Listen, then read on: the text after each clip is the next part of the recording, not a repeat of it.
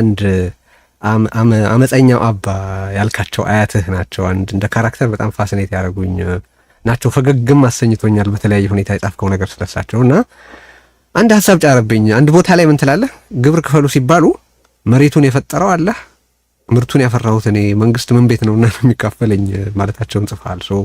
እንደ አመፀኛው አባ ቢሆን ኖሮ ስቴት ብሎ ነገር ይኖር ነበር ወይ? ምን ትላለህ? እንግዲህ አይ ቲንክ ኢንጀስቲስ ጋር ነው የሀገራችን ፖለቲካ፣ በተለይ ዘመናዊ ፖለቲካ ከመሬት ጋር የተያያዘ እንደሆነ ታውቃለህ።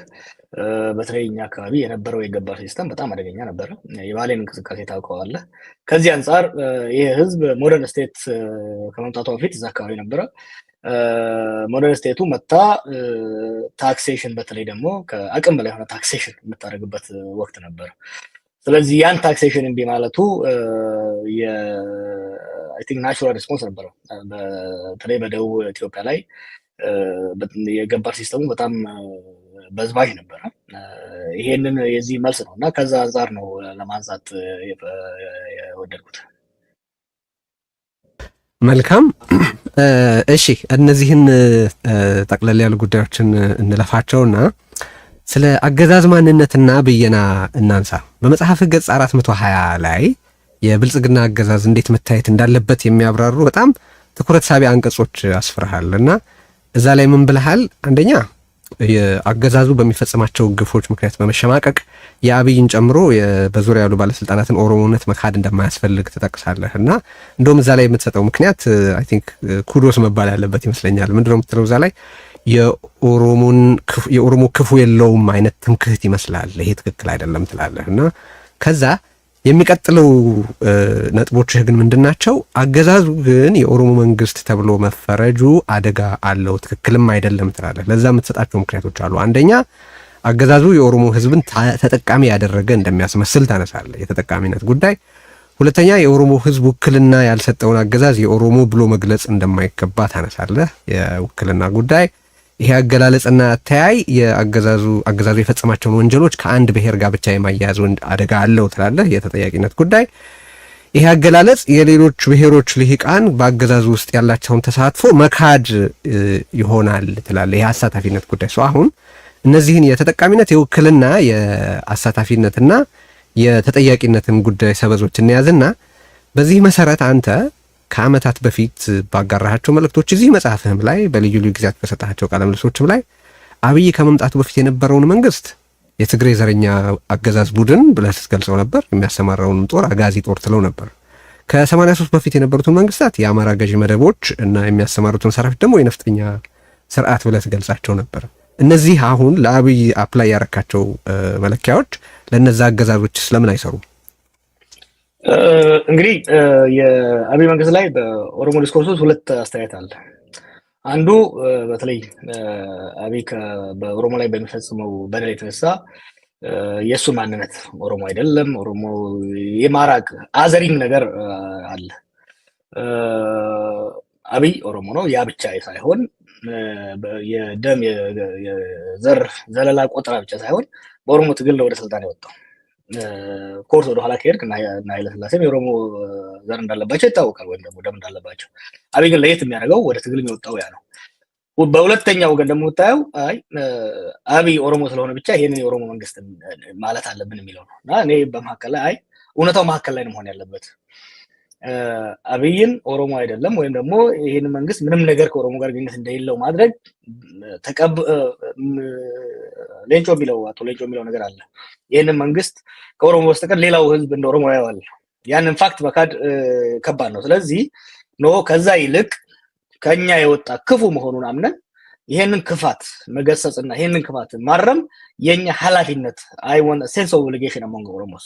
ከዚህ በፊት የነበሩት አመራሮች ከአማራ ወገን የወጣ የአማራ ሞቢላይዝ አድርጎ ሌሎች ሲጨቁን የነበረ አለ። የሚካድ ነገር አይደለም። ከትግራይ የወጣ የትግራይን ጦር ተጠቅሞ ስልጣን ይዞ ሌላው ሲጨቁን የነበረ አለ።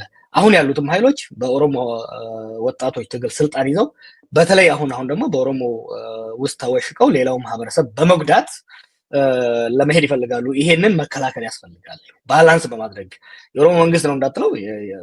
አንድ ሰው የኦሮሞ የትግራይ መንግስት ወይ ደግሞ ሌላ መንግስት ለማለት በህዝብ የተመረጠ አይደለም፣ የህዝብ ጥቅም እያስከበረ አይደለም። ስለዚህ ድሮም ሲሆን እኔ ስጠቀም የነበረው የትግራይ ከትግራይ ወጣ ገዢ ቡድን ይሄንንም እኮ ምለው የትግራይ ዘረኛ አገዛዝ ቡድን ነበር የምትለው። ዘረኛ አገዛዝ ዘረኛ የሚለውን ቃል አልጠቀምም።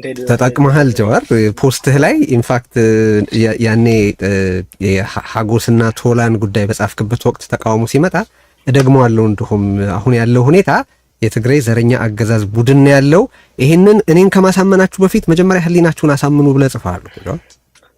ቃሉን ያልኩህ የህወሓት የትግራይ በላይነትን ያቀነቅን ነበረ። አይ ቲንክ የአብይን ክፋት አብይ በኢትዮጵያና በሌላው ህዝብ ላይ ባደረገውን ክፋት ተጠቅሞ ህወሓት በህዝባችን ላይ ሲያደርግ የነበረውን በደል ለመካድ መሞከር አደጋ አለው። ኖ በደሉ መካድ ጋር አይደለም፣ ካራክተራይዜሽን ጋር ነን። አሁን እኮ ያው ነው ካራክተራይዜሽን። አሁን ጥያቄው እኮ የሚሆነው ጀዋር አንተ የኦሮሞ የአብይ መንግስት የኦሮሞ መንግስት እንዳይባል ያቀረብካቸውን ምክንያቶች በሙሉ ከአብይ በፊት በነበሩት መንግስታት ላይ አፕላይ ማድረግ ለምን አይቻልም የሚለው ነው ጥያቄ።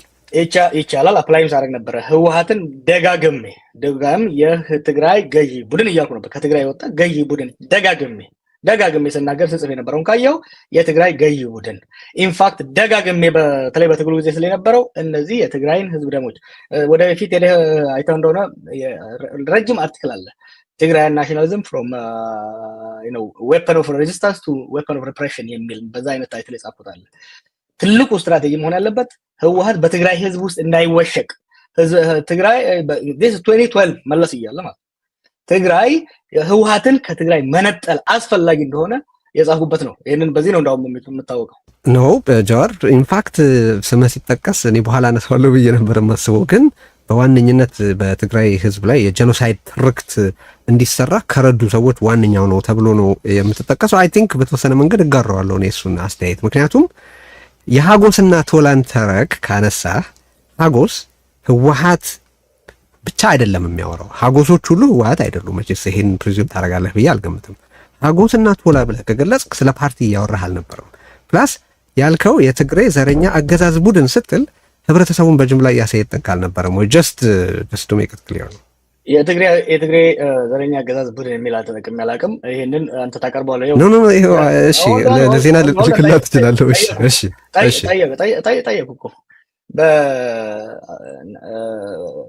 ለምሳሌ ዋናው አናሊሲስ በዚህ ላይ በጻፍኩ ፔፐር ውስጥ ሄደህ ማየት ትችላለህ። የህወሓትን ከትግራይ መነጠል ትልቅ አደጋ አለው። ኢንፋክት ሌላው ደግሞ አቮይዲንግ ሲሪያ የሚል የጻፍኩት አርቲክል አለ። ትልቁ ፒትፎል የሚመጣው የትግራይን ህዝብና ህወሓትን አንድ ላይ ለመጨፍለቅ የሚሞከር ከሆነ አደጋ አለው። ለትግራይና ህዝብ ብቻ ሳይሆን ለተቀረው ኢትዮጵያ አደጋ አለው በሚል ነው እንዲህ አይነት ትችቶች ይነሱ ያለው። እኔ በመራሁት በወጣቶች ትግል ውስጥ ኦኬ ሁሉ ሲደረግ አንድ ሰው ትግራይ ውስጥ የኦሮሚያ ውስጥ አልተጎዳም። የትግራይ ተወላጅ ነው። እሱም ስህተት ነው። እሱም ስህተት ነው። የተጎዱ ሰዎች አሉ። ግን ባይሆን እኔ አንተ እንደውም ክሬዲት ማግኘት ካለብህ በዚህ ጉዳይ አንተ ጣልቃ ገብተህ የቀሩ ውድመቶች እንዳሉ አውቃለሁ። ለምሳሌ just to your credit ይሄ የሚነግርህ ግን ጥቃት እንደነበረ ነው። በአንተ በግል በሰማህበት ጊዜ ነው ይሄ መደረግ የለበትም ብለህ ጣልቃ የገባህባቸው ጉዳዮች አሉ። እሱን መካድ ትክክል አይደለም። በአንጻሩ ግን በአደባባይ ያራመድከው ነገር እኔ አሁን ምልህ ለዜና ልክላትና ስክሪንሾቱን ብታሳይልኝ ደስ ይለኛል። ልክላታለሁ። እጄ ላይ ያለ ሊንኩ ትክክል አይደለም። ኢንፋክት ዘረኛ አገዛዝ ነው፣ የትግራይ ዘረኛ አገዛዝ ነው። ዘረኝነትም ስልጣን ላይ ያለ ብቻ የሚሆነው ነው ብለህ የጻፍከው ብታስታውሰው ምናልባት ጤዲ እኔ ቅድም እንዳልኩ ህይወቴን በሙሉ በሚዲያ እየኖርኩ በተለይ ደግሞ ያኔ በምናደርገው ፕሮሰስ 4 አመት ከፍተኛ ደም አፋሳሽ የሆነ ትግል ስናካሂድ ማአት ትግራይ ነው ኦሮሚያ ውስጥ ያለው፣ ማአት የትግራይ ተወላጅ ነው ኦሮሚያ ውስጥ ያለው። እንደሚባለው እኛ ጸረ ትግራይ አቋም ቢኖረንና ጸረ ትግራይ ፕሮፓጋንዳ ብናዛ ኖሮ ከፍተኛ ጉዳት ይደርስ ነበር። አልደረሰም። ኦኬ ያንን ደግሞ ከሌላ ቦታ ኮምፔር አድርገው። ያ ብቻ አይደለም፣ ለውጡ ከመጣ በኋላ ቲንግስ ዌንት ቱ ኖርማል። የትግራይ ተወላጆች ኦሮሚያ ውስጥ በሰላም ይኖራሉ ዛሬም። ኦኬ ወለጋ ውስጥ፣ አርሲ ውስጥ፣ ሀረርጌ ውስጥ በሰላም ይኖራሉ። ታዲያ ያ አንተ የምትለው ፕሮፓጋንዳ ያን እንደ አንተ የምትለው ጸረ ትግራይ አቋም ብናራምን ኖሮ የት ነበር የሚደርሰው? እኔ እሱን የኦሮሞ ህዝብ ቸርነት አድርጌ እወስደዋለሁ። ግን ወደ ካራክተራይዜሽኑ እንመለስ። ጀዋር ቅድም ያነሳዋትን ለመዝጋት ያክል ወደ ሌላ ጉዳይ እንድንሄድ አሁን ቅድም የዘረዘርናቸው ነገሮች በነዛ አገዛዞች ላይ የሚሰሩ ከሆነ ዘን እነዛን አገዛዞች የትግራይ ገዥ ቡድን ወይም የአማራ ገዥ መደብ መንግስታት ማለት ትክክል አልነበረም ማለት ነው። ኦር አሁን የአብይ አህመድ መንግስት የኦሮሞ ገዢ ቡድን ነው መባሉ ትክክል ነው ማለት ከሁለት አንዱ መሆን ያለበት ይመስለኛል። እሱ የአብይ አገዛዝ ወይ የብልጽግና አገዛዝ የኦሮሞ ገዢ ቡድን ነው ብለህ ታምናለህ? ቴዲ ወደዛማ ከሄድን እኮ አብይ አህመድ እኮ የህወሓት ልጅ ነው፣ የኦሮሞ ልጅ አይደለም። ከኦህዴድ በእናንተ ምርጫ ነው፣ በእናንተ ምርጫ ነው ወደ ስልጣን አይደለም። ከከፈትከው ሊሄድ መሄድ አልፈለኩም። ኦህዴዶች እያንዳንዳቸው ከየሰፈራቸው መልምሎ ከኦሮሞ ውስጥ ክፉዎቹን፣ ሰነፎቹን፣ መጥፎዎቹን መልምሎ ኦነግን ገፍቶ በኦሮሞ ህዝብ ላይ የጫለው ህወሓት ነው። አንድ በል። ሁለተኛ ድርድር በምናገርበት በትግል ውስጥ ከኦህዴድ ውጪ ሌላ እንዳይመጣ የወሰነው ህወሓት ነው ሲከራከር የነበረው። ኖ ጀዋር ይቅርታ፣ እዚህ ጋር ቆይ መጽሐፍህ ላይ ራስህ የጻፍከው ነገር አለ። ምን ብለሃል? አዲስ የፖለቲካ ፓርቲ እንዲመሰረት ከአባዱላ ሐሳብ ቀርቦ ያንን ሐሳብ ለሌሎች ሰዎች ሳቀርብ በቄሮዎችም ሆነ በሌሎች የፖለቲካ ተዋንያን ዘንድ ፈጽሞ ተቀባይነት አላገኘም ብለህ ጽፈሃል። ሜቢ ህወሓት ከኦህዴድ ውጪ መሆን የለበትም ብሎ ሊሆን ይችላል። አንተ መጽሐፍ ላይ የጻፍከው ግን እኔ ያቀረብኩት ሐሳብ በኦሮሞ ውስጥ በነበሩ ሰዎች ተቀባይነት አላገኘም ብለህ ነው። እሱ እንዴት ታስተርቀው? ሁለቱንም ጽፌዋለሁ፣ አንብበው ከሆነ አንደኛ በእኛ ሳይድም ፍላጎት አልነበረም። ከህወሓቶች ሳይድ ደግሞ መጀመሪያ ስልጣን የማሳለፍ ፍላጎት አልነበራቸውም። ቀጥሎ ግን የምናሳልፍ ከሆነ ይሄ እኮ በቀጥታ ሲሉ የምናሳልፍ ከሆነ ከኢህአዴግ አባላቶች ከኦህዴድ ውስጥ መሆን አለበት የሚል አቋም ነበራቸው። ለምን መሰለ? ያሳደጉት ውሻ ይነክሳል ብለው አላሰቡም። አብይ ብቻ ለምንድን ነው የህወሓት ልጅ የሚሆነው? ለማን አንተ በህወሓት ዘንድ ተቀባይነት ከማግኘቱ በፊት የትግሉ መሪ እንዲሆን በሚዲያ ስራ ሰርተናል ብለህ ጽፈሃል። ለማም የህወሓት ልጅ መሆን አለበት በዛ መሰረት እኮ። ምን ጥያቄ አለው? ለማም አባዱላም ወርቅነህም ሁሉም እኮ ያን የተቀበላችኋቸው ግን ስልጣን ወደ ኦሮሞ እንዲመለስ ተስማምታችሁ የእናንተ መሪዎች ናችሁ ብላችሁ ተቀብላችሁ ፖለቲካል ተቀባይነት እንዲያገኙ የሰራችሁባቸውን ሰዎች ክፋታቸው ጋር ሲደርስ ወደ ህወሓት ልትወረውሯቸው አትችሉም ልልህ ነው። እነዚህ ሰዎች አንተ ስላልክ ነው አሁን የኦሮሞ መንግስት አልከው አይደለም። እነዚህ ሰዎች ግን መልምሎ እኔ አላልኩም። ባይዘው ይከታተዋል አንተ ትላለህ ወይ ነው የኔ ጥያቄ። አረ ጸረ ኦሮሞ የሆኑትን በተለይ ደግሞ ለኦሮሞ እድሜያቸውን ኦሮሞ እንዲጎዱ ኦህዴድ እኮ የተመሰረተው በመጨረሻ ገልብጥ ነው የትግል አካል አደረግነው እንጂ ግማሹን በከፊል ኦሮሞን እንዲጨቁር ኦሮሞን እንዲበዘብዝ የተቋቋመ ድርጅት ነበረ። ይሄን ደግሞ ያቋቋመው ኦነግ አይደለም። ይሄን ያቋቋመው ደግሞ የኦሮሞ ብሔረተኛ አመራር አይደለም። አንተ ራስህ ጃዋር አንተ ራስህ ምን ብለሃል መሰለህ? የኦሮሞ ልሂቃን 90% የሚገኙት በኦህዴድ ውስጥ ነው ብለሃል። ስለዚህ በ90% የኦሮሞ ልሂቃን የነበሩበትን ኦህዴድን በኦሮሞ አልተቋቋመም ማለትህና በኋላ ደግሞ ዋና የትግሩ መሪ አድርገህ ይሄ ኦህዴድ የነበረ ኃይል በኢትዮጵያ ሕዝብ ዘንድ ተቀባይነት እንዲያገኝ ያን ያህል ካምፔን ካረክ በኋላ ኦህዴድ ማቋቋም ነው ማለት ዲስኢንጀነስ አይሆንም ወይ? ለዛ ዲስኢንጀነስ አይሆንም። አሁን የብልጽግና 15 ነው 16 ሚሊዮን አባል አለኝ ይላል አይደል? ይሄ ሁሉ የአብይ ደጋፊ ነው እንዴ? ይሄ የአብይ ስርዓት ነው እንዴ? የኢትዮጵያ ቢሮክራት በሙሉ ተገዶ ነው ስርዓቱ ውስጥ ያለው። የኦሮሞ ሊቅ ምልህ የኦሮሞ ቢሮክራት ወዶ ሆኖ ተገዶ በኦህዴድ ውስጥ ነው ያለው። ይሄን ሁሉ እንደ ጠላት መፈረጅ ትግሉን መጉዳት ነው የሚል ነው ጽሁፉ። እሺ አንድ የመጨረሻ ጥያቄ አሁንም ያልመለስክልኝ የአብይ አገዛዝ የኦሮሞ ገዢ ቡድን ነው ወይስ አይደለም የሚለው ነው። የአብይ አገዛዝ ፐርሰናሊስቲክ ዲክቴተርሺፕ የፓርቲም አይደለም። ፓርቲም የለም እኮ ብያለሁ አይደል እንዴ?